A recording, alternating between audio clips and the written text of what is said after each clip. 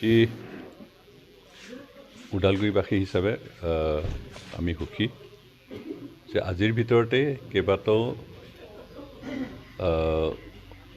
আন্তঃগাঁথনিৰ নিৰ্মাণৰ কাৰণে আধাৰশিলা স্থাপন কৰা হ'ব আৰু ইতিমধ্যে হ'ল।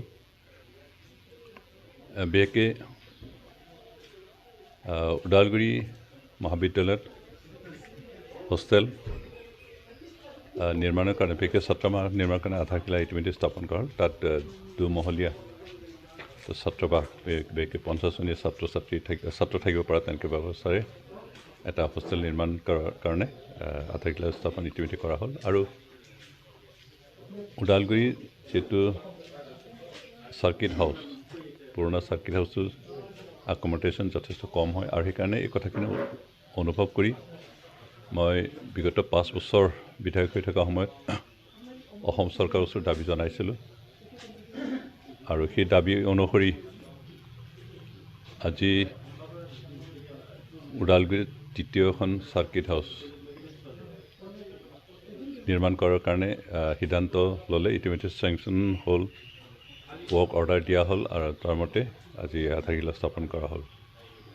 বিশেষকৈ চৰকাৰৰ তৰফৰ পৰা চাৰ্কিট হাউচ দ্বিতীয়বাৰৰ কাৰণে বনাবলৈ অলপ অনিচ্ছুক প্ৰকাশ কৰিছে, কিন্তু যিহেতু বিধানসভাৰ এটা সদন কমিটি DRSC বুলি এটা সদন কমিটি আছে আৰু এই কমিটিৰ মই অধ্যক্ষ আছিলোঁ, চেয়াৰমেন আছিলোঁ আৰু চেয়াৰমেন থকাৰ সুবাদতে মই অসম চৰকাৰক বাৰে বাৰে দাবী জনোৱাত এই ব্যৱস্থা অসম চৰকাৰে দিবলৈ সিদ্ধান্ত লয় আৰু আচলতে 2 বছৰমান আগতেই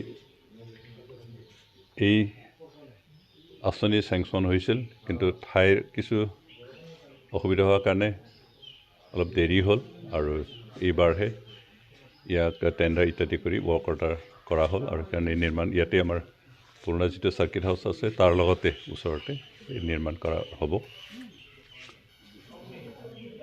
আৰু কেইবাটাও ৰাস্তা, বিশেষকৈ 4টা ৰাস্তা ইতিমধ্যে ৱৰ্ক অৰ্ডাৰ হ'ল RRTF আঁচনিৰ জৰিয়তে। ইয়াক আজি 2 ঠাইত আধাৰশিলা স্থাপন কৰা হ'ব আৰু এনেকুৱা ব্যৱস্থা দিয়াৰ কাৰণে বিশেষকৈ ওদালগুৰি সমষ্টিৰ অন্তৰ্গত কেইবাটাও স্কিম দিয়াৰ কাৰণে অসম চৰকাৰক ধন্যবাদ দিছোঁ আৰু এইবিলাক আঁচনি আমি সম্পন্ন কৰিব পাৰিলে ওদালগুৰি এটা সুন্দৰ ঠাই হ'ব।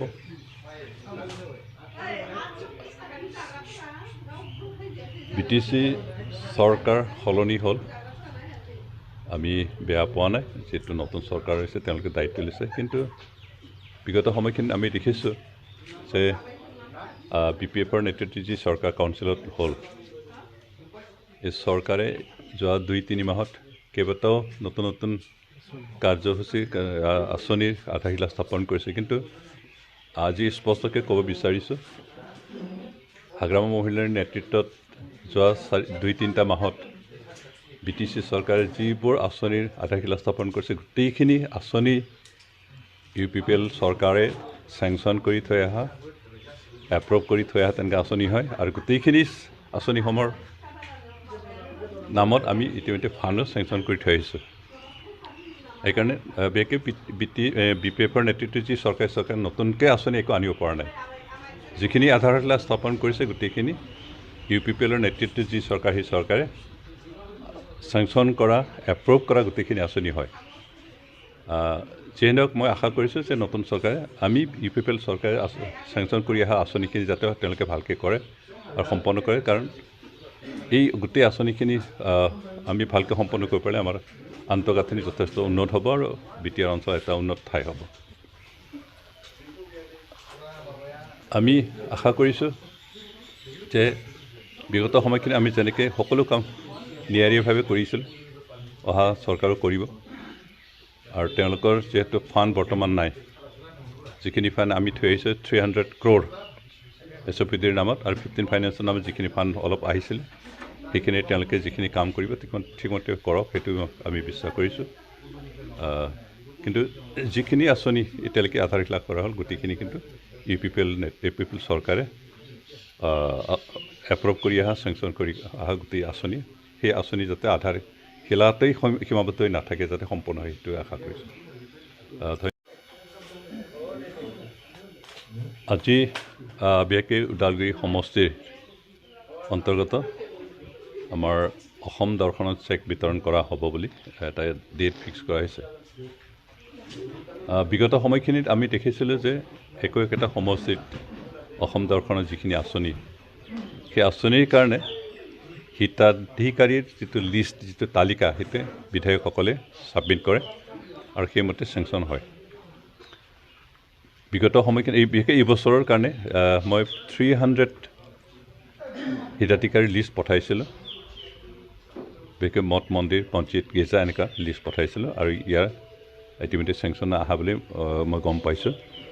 আৰু এই আঁচনি যিটো চেক বিগত সময়খিনি বিধায়কসকলেই ডিষ্ট্ৰিবিউট কৰিছিল, কিন্তু এইবাৰ বৰ্তমান চৰকাৰে এই ব্যৱস্থাখিনি অলপ খোকোজা লগাই দিছে। যিহেতু লিষ্ট হিতাধিকাৰী বা মঠ মন্দিৰ হিতাধিকাৰীৰ লিষ্ট মই পঠাইছোঁ আৰু সেইমতে চেংচন আহিছে। আগৰ সময়খিনিত কেতিয়াবা 2 লাখকৈ দিছিল, কেতিয়াবা 2.5 লাখকৈ দিছিলে, এইবাৰ কিন্তু 1.5 লাখকৈ দিয়া বুলি ৰিপৰ্ট পাইছোঁ। ইয়াত বিশেষকৈ মাননীয় DC মহোদয়ে কৈ আছে যে এই ডিষ্ট্ৰিবিউশ্যনৰ সম্পূৰ্ণ কৰ্তৃত্ব ইয়াৰ গাৰ্জেন মিনিষ্টাৰে লৈছে আৰু তেখেতে যেনেকৈ ইনষ্ট্ৰাকশ্যন দিয়ে, যেনেকৈ নিৰ্দেশ দিয়ে, সেইমতে হ'ব। আৰু ইতিমধ্যে মই ৰিপৰ্ট পাইছোঁ যে গাৰ্জেন মিনিষ্টাৰে বিশেষকৈ ওদালগুৰি সমষ্টিৰ, বাকী অন্যান্য সমষ্টিবিলাকত বিধায়কে দিব, কিন্তু ওদালগুৰি সমষ্টিৰ কাৰণে যিখিনি চেক আহিছে সেইখিনি MCLA সকলে ডিষ্ট্ৰিবিউট কৰিছে। সেইটো কেনেকুৱা বিচাৰ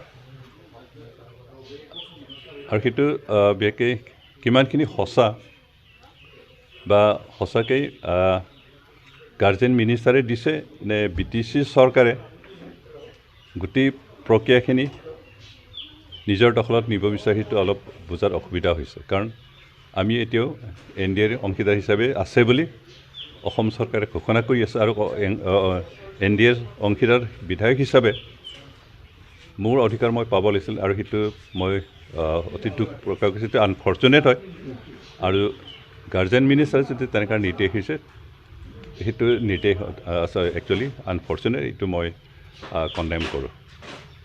অঞ্চলৰ ৰাইজক, বিভিন্ন জাতি জনগোষ্ঠী যিহেতু আমি একেলগে আছোঁ আৰু আমি একেলগে আগুৱাই যাব লাগিব, সেইকাৰণে গোটেই আঁচনিখিনি আমি সকলো জনগোষ্ঠীৰ কাৰণে উপকাৰৰ হাত তেনেকৈ আঁচনিলৈ লৈছোঁ আৰু সকলো জনগোষ্ঠীৰে যাতে ইয়াৰ সুফল পাব পাৰে সেই আশা কৰি আমি আঁচনিসমূহ লৈছোঁ।